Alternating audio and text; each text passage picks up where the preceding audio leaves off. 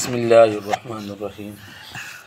اللہ تعالیٰ فرماتے ہیں وَاتَّخِذُوا مِن مقام ابراہیم مصلی، اور بناؤ تم ابراہیم علیہ السلام کے کھڑے ہونے کی جگہ کو نماز کی جگہ۔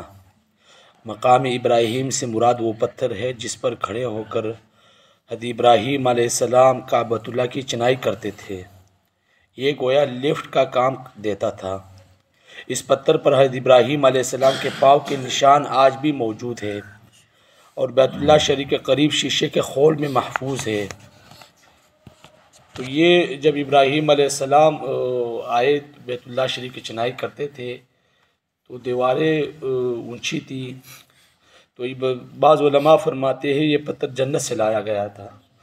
تو ابراہیم علیہ السلام اس پر اپنے قدم مبارک رکھتے، اگر دائیں ہوتے تو یہ پتھر بھی دائیں طرف ہو جاتا، اگر بائیں طرف ہوتے تو بائیں طرف بھی یہ پتھر ہو جاتا، اگر چنائی کرتے ہوئے ہاتھ اوپر کرتے تو یہ پتھر اوپر ہو جاتا۔ تو جس طرح کی لفٹ نہیں ہوتی وغیرہ، تو اس طرح یہ کام کرتا تھا۔ اور اس سے پہلے یہ سطح زمین پر نصب تھا، مخلوق کی کثرت کی وجہ سے اب اسے تھوڑا سا دور رکھ دیا گیا ہے، لیکن اب وہ دور سا ہو گیا ہے۔ بعض لوگ جو حج پر گئے ان کو پتہ ہے۔ اس پتھر کو اللہ تعالیٰ نے حضرت ابراہیم علیہ السلام کے ارادے کے تابع کر دیا تھا۔ جب وہ دائیں بائیں ہونے کا ارادہ کرتے تو یہ دائیں بائیں ہو جاتا، اور جب اوپر نیچے آنے کا ارادہ جانے کا ارادہ فرماتے تو وہ اوپر نیچے ہو جاتا۔ بیت اللہ کعبۃ اللہ کی تعمیر حضرت ابراہیم حضرت اسماعیل علیہ السلام دونوں باپ بیٹے نے مل کر کی۔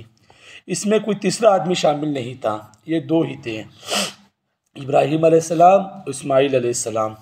حضرت ابراہیم علیہ السلام مستری کا کام کرتے تھے اور اسماعیل علیہ السلام مزدور کا کام کرتے تھے، تو یہ باپ بیٹھے تھے۔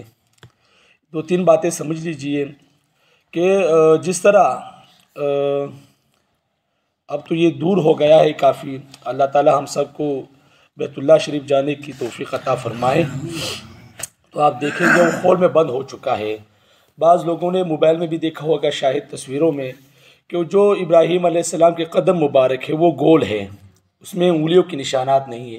بعض لوگ کہتے ہیں بھئی یہ انگلیوں کی نشانی ابراہیم علیہ السلام کی نہیں تھی، ایسی کوئی بات نہیں۔ علماء فرماتے ہیں ابراہیم علیہ السلام کی انگلیاں تھیں، وہ نشانات بھی تھے، لیکن حوادثات زمانے نے مطلب کیا کہ وہ بیت اللہ شریف ایسی جگہ میں ہے جہاں بارش ہوتی تو سیلاب کا سارا پانی ادھر سے ہی گزرتا تھا، تو پانی زیادہ لگنے کی وجہ سے وہ نشانات مٹ گئے۔ دوسری بات کہ لوگوں کے زیادہ چھونے کی وجہ سے، یعنی اتنے زیادہ ہاتھ لگاتے تھے محبت میں عقیدت میں، تو جو انگلیوں کے نشان تھے وہ ختم ہو چکے ہیں۔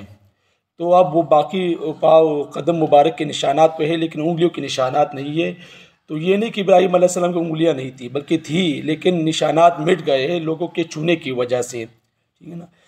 دوسری بات کہ بعض کتابوں میں لکھا ہے کہ اس کی چوری ہونے کی بھی کئی واقعات ملتے ہیں کہ ایک مرتبہ کسی یہودی یا عیسائی نے اس کی چوری کرنے کی کوشش کی، پھر لوگوں نے اس کو پکڑ لیا۔ چوری کیوں کرتے تھے؟ بھئی روم کے بادشاہ کو یہ پیش کرتے تاکہ اس سے انعامات حاصل کرتے، کیونکہ مکہ جو تھا وہ غربت میں تھا اور بہت زیادہ غریبی تھی وہاں پر، تو کہا نا بھئی ہم اس کو دے کر آئیں گے روم کے بادشاہ کو، ہم انعامات دیں گے۔ تو پھر لوگوں نے اس کو پکڑا اور پھر جب پکڑ لیا تو اس کو قتل کر دیا تاکہ دوبارہ ایسی کوئی جرات نہ کر سکے۔ تیسری بات کہ جس طرح ابراہیم علیہ السلام شرک سے بچے رہے، ساری زندگی اللہ تعالیٰ کی عبادت میں لگے رہے اور توحید کی بات کرتے رہے، بھئی اللہ ایک ہے، اللہ ایک ہے، تو اسی طرح بیت اللہ شریف میں 360 بت رکھے گئے تھے، لیکن کبھی بھی ابراہیم علیہ السلام کے قدم مبارک کی عبادت نہیں کی گئی۔ تو جس طرح ابراہیم علیہ السلام شرک سے محفوظ تھے، اسی طرح ان کے قدم مبارک جو نشانات ہیں وہ بھی محفوظ رہے۔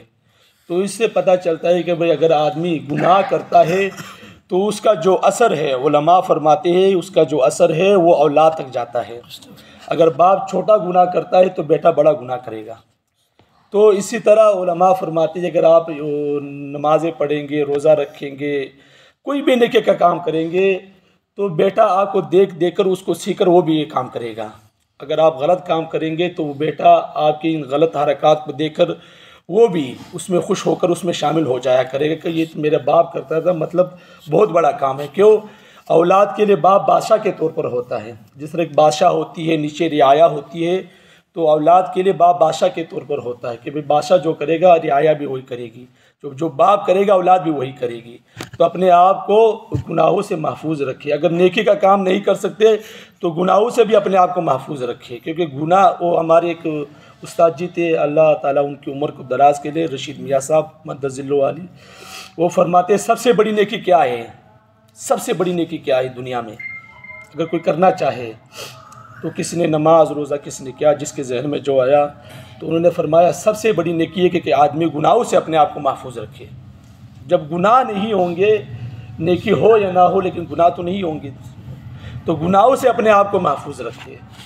تو اللہ تعالیٰ سے دعا ہے اللہ عمل کی سمجھ کی توفیق عطا فرمائے۔ واخر دعوانا الحمدللہ۔